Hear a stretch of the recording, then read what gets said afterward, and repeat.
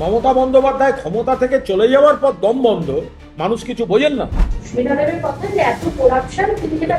দেখুন, এখন যে দলে জয়েন করেছেন সেই দলে করাপশন আছে সেটা এখন জানেন নাকি সেটা আবার পরে জানেন?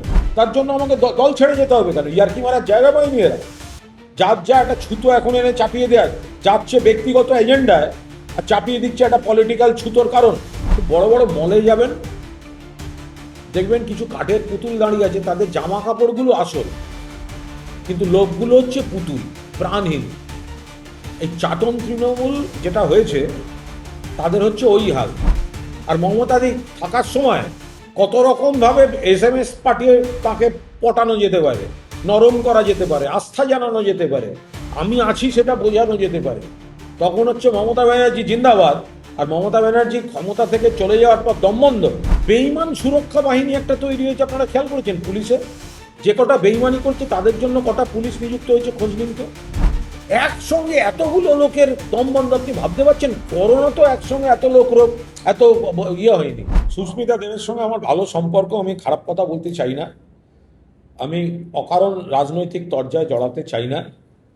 আর আপনারা কোন অংশটা তুলে কি বলছেন আমি তার উপর দাঁড়িয়ে উত্তরও দিতে চাই না।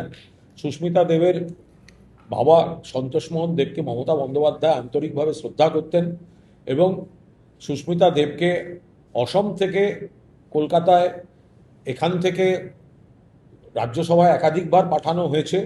তার কাছ থেকে এগুলো অপ্রত্যাশিত, এই ধরনের কথাবার্তা অপ্রত্যাশিত। সুস্মিতা দেব তিনি যে পরিবার থেকে এসছেন, নিশ্চিতভাবে অত্যন্ত গুরুত্বপূর্ণ সম্মানীয় পরিবার, এবং সেই পরিবারের প্রতি মমতা ব্যানার্জির এতটাই কৃতজ্ঞতাবোধ, শ্রদ্ধা আছে যে সন্তোষদার মেয়েকে আমি রাজ্যসভায় পাঠাবো। এই করে তখন পার্টির মধ্যেও বলা হয়েছিল অন্য রাজ্যের থেকে কেন এখানে, কিন্তু তারপরেও মমতা বন্দ্যোপাধ্যায় একাধিক রাজনৈতিক কারণ এবং তার ব্যক্তিগত স্নেহ এবং কৃতজ্ঞতা বশত করেছেন। তাদের মুখ থেকে কথা অপ্রিয়, মানে অসৌজন্যমূলক কথাগুলো শোনাটা বোধহয় ঠিক নয়। তাদের তো প্রথমেই তাহলে বলা উচিত ছিল যে আমি তৃণমূলে যাব না। মমতা বন্দ্যোপাধ্যায় যতদিন ক্ষমতায় ছিলেন ততদিন তো এই এই তিনজনের কেউ বলেননি আমরা দলটা ছাড়ছি। আজকে মমতা বন্দ্যোপাধ্যায় ক্ষমতায় নেই, সবার সব রকম কথা হচ্ছে, আমরাও তো বলছি। আপনি যে বিষয়টা নিয়ে বলছেন সেই বিষয়টা তো আমিও বলেছি। তার জন্য আমাকে দল ছেড়ে যেতে হবে কেন? ইয়ার্কি মারার জায়গা পাইনি এরা। যার যা একটা ছুতো এখন এনে চাপিয়ে দেয়, যাচ্ছে ব্যক্তিগত এজেন্ডায় আর চাপিয়ে দিচ্ছে একটা পলিটিক্যাল ছুতোর কারণ। আমরাও দলের সব জিনিস পছন্দ করি না, অনেক ব্যক্তি আছেন তারা, তাহলে কি আমি দল ছেড়ে না মমতা দিকে ছেড়ে চলে যাব? আমরা চেষ্টা করব আমাদের বক্তব্যগুলো দলের মধ্যে জানাতে, কাজ হলে ভালো, কাজ না হলে মিলেমিশে চলা।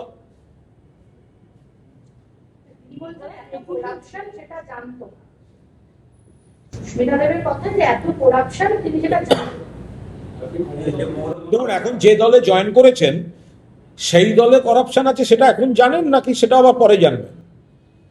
বিজেপিতে যোগ দিয়ে যারা বলছেন যে আগের যে দলে ছিলেন তার করাপশন জানতেন না, তো বিজেপিতে যে করাপ্টেড লোকেরা জয়েন করেছে সেটা তারা জানেন তো?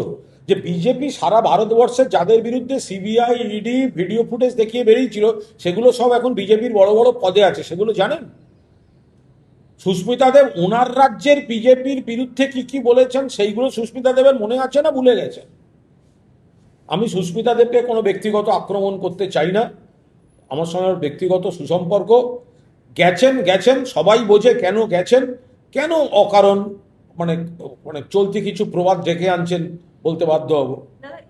সমিতির বৈঠক এবং শোনা যাচ্ছে যে জল্পনাতে সেখানে নতুন সমস্ত কমিটি তৈরি হবে, রাজ্য সভাপতি সেখানে স্থির হবে এবং বিভিন্ন কমিটির যারা প্রধান খুব বড় বড় মলে যাবেন, দেখবেন কিছু কাঠের পুতুল দাঁড়িয়ে আছে, তাদের জামা কাপড়গুলো আসল, কিন্তু লোকগুলো হচ্ছে পুতুল, প্রাণহীন। এই চাটন তৃণমূল যেটা হয়েছে তাদের হচ্ছে ওই হাল। একটা ঝকঝকে মল, কয়েকটা দামি কাপড় জামা পরে কয়েকটা পুতুল রাখা আছে, মানুষ আর কর্মীরা মমতা ব্যানার্জির সঙ্গে। আর কিছু লোক নানা কারণে, কয়েকজন ব্যক্তিগত কারণে, কয়েকজন চাপে পড়ে তারা ওদের সঙ্গে থাকতে বাধ্য হচ্ছেন। এই তো তাদের গোটা বিষয়টাই, তার সঙ্গে বাস্তবের কোনো সম্পর্ক নেই। যাদের 2 মাস আগে ভোটে জিততে গেলে মমতা ব্যানার্জি, অভিষেক ব্যানার্জি সই করার সিম্বল লাগে, তৃণমূলের অ্যাকাউন্ট থেকে 25 লক্ষ করে টাকা লাগে, তারা 2 মাসের মধ্যে হঠাৎ আসল তৃণমূল হয়ে গেল। ক্ষমতা থাকলে একবার রাজ্যসভার মতো একটা ইস্তফা দিয়ে একবার জিতে এসে দেখুক না কত ধানে কত চাল। বলছেন তাদের শুধু বলুন টাইমিংটা। জহর সরকার তো যে সময়টা মতামত ভিন্ন হয়েছিল চলে গেছিলেন, তাকে তো কই অসম্মানিত হতে হয়নি। তার সঙ্গে তো এখন আমাদের ভালো সম্পর্ক, লাইন নাও মিলতে পারে, কিন্তু মমতা বন্দ্যোপাধ্যায় যতদিন ক্ষমতায় ততদিন দম বন্ধ হলো না। আর মমতা বন্দ্যোপাধ্যায় ক্ষমতা থেকে চলে যাওয়ার পর দম বন্ধ, মানুষ কিছু বোঝেন না। আর মমতাদি থাকার সময় কত রকম ভাবে SMS পাঠিয়ে তাকে পটানো যেতে পারে, নরম করা যেতে পারে, আস্থা জানানো যেতে পারে, আমি আছি সেটা বোঝানো যেতে পারে। তখন হচ্ছে মমতা ব্যানার্জি জিন্দাবাদ, আর মমতা ব্যানার্জি ক্ষমতা থেকে চলে যাওয়ার পর দমবন্ধ। একসঙ্গে এতগুলো লোকের দমবন্ধ, আপনি ভাবতে পারছেন? করোনা তো একসঙ্গে এত রোগ এত হয়নি, আক্রান্ত হয়নি। এই বিদ্রোহী তৃণমূলগুলো একসঙ্গে যা দমবন্ধ দেখাচ্ছেন। আর রাজ্য সরকারের উচিত অবিলম্বে একটা শ্বাসকষ্টে স্পেশাল ওয়ার্ড কোনো হসপিটালে তৈরি করা। কারণ এখানে যত লোকের একসঙ্গে হঠাৎ কিছু MLA MP শ্বাসকষ্ট হচ্ছে একই সময়, তার জন্য একটা স্পেশাল ওয়ার্ড দরকার শ্বাসকষ্টের। এর সঙ্গে উপযুক্ত বা যোগ্য লোক নিশ্চয়ই নেই, তা নইলে 3 জন তৃণমূল থেকে গিয়ে সঙ্গে সঙ্গে কি করে তাদেরকে 1 ঘন্টার মধ্যে আবার নমিনেশন দিয়ে দিতে অ্যানাউন্স হতে পারে? তার মানে ওদের সেরকম লোকজন তৈরি নেই। ফলে এই যারা এখন কাউন্সিলর থেকে আরম্ভ করে জেলার নেতা, যাদেরকে কিছু অংশকে, কর্মীরা মমতাদির সঙ্গে আছেন, মানুষ মমতাদির সঙ্গে আছেন, কিন্তু যারা একটু এই পথ টথ দেখতে চাইছেন, তো তারা মনে করছেন যে ওদিকে গেলে, আর বিজেপিকেও সেইগুলোকে সমস্ত। আচ্ছা আপনি বলুন তো, বাজেটে নানা রকম দেখলাম যে নিরাপত্তায় এই বাহিনী তৈরি হয়েছে, ওই বাহিনী তৈরি হয়েছে, সেই বাহিনী তৈরি হচ্ছে। বেইমান সুরক্ষা বাহিনী একটা তৈরি হয়েছে, আপনারা খেয়াল করেছেন? পুলিশের যে কটা বেইমানি করছে তাদের জন্য কটা পুলিশ নিযুক্ত হয়েছে, খোঁজ নিন তো। বেইমান সুরক্ষা বাহিনী, বেইমানি করলেই 3টে পুলিশ 4টে পুলিশ বাড়তি দিয়ে দিচ্ছে। এই যে বেইমান সুরক্ষা বাহিনী রাজ্য পুলিশে তৈরি হয়েছে, তা এগুলো তো সব দেখা। একটা সময় আমার নিরাপত্তা ছিল, কোর্ট দিয়েছিল, কোর্ট তো নতুন সরকার কোর্টে সেটা রাখেননি, এখন যেটা MLA হিসেবে যেটুকু সেটা। কিন্তু এখনই যদি বেইমানি ওই রাস্তায় নাম লিখিয়ে ফেলি, তাহলে কিন্তু বেইমানি সুরক্ষা বাহিনী।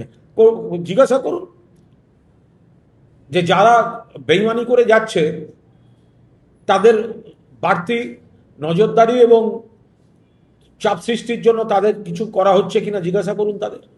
আইনে আছে, সেটা আইনে কোর্টে লড়াই হবে। এখন গতকালই আমরা হাইকোর্টে জানতে পেরেছি, হাইকোর্টের জাজের কথা, মাননীয় বিচারপতির কথা আমরা শুনেছি, যে কোনো অভিযোগ থাকা মানেই তো সেটা মানে ফ্রিজ করে দেওয়ার মতো তথ্য প্রমাণ নেই। ফলে এটা পুরোটা একটা সাজানো প্লটে চলছে। তৃণমূলেরই একটা অংশ যারা ওই অ্যাকাউন্টের টাকায় নিজেরা MLA হয়েছে, তারাও গিয়ে অভিযোগ করবে, আর সরকারের পুলিশ গিয়ে বন্ধ করবে। তৃণমূলকে কি করে ডিস্টার্ব করা যায়? বাকিটা কোর্টে তৃণমূল নেতৃত্ব আইনে যেরকম লড়ছেন সেরকম লড়বেন। আরো ভালো ভালো খবর দেখতে সাবস্ক্রাইব করুন বাংলা হান্টের ইউটিউব চ্যানেল। বাংলা হান্টের আরো খবর দেখতে নজর রাখুন। বাংলা খবর মানেই বাংলা হান্ট।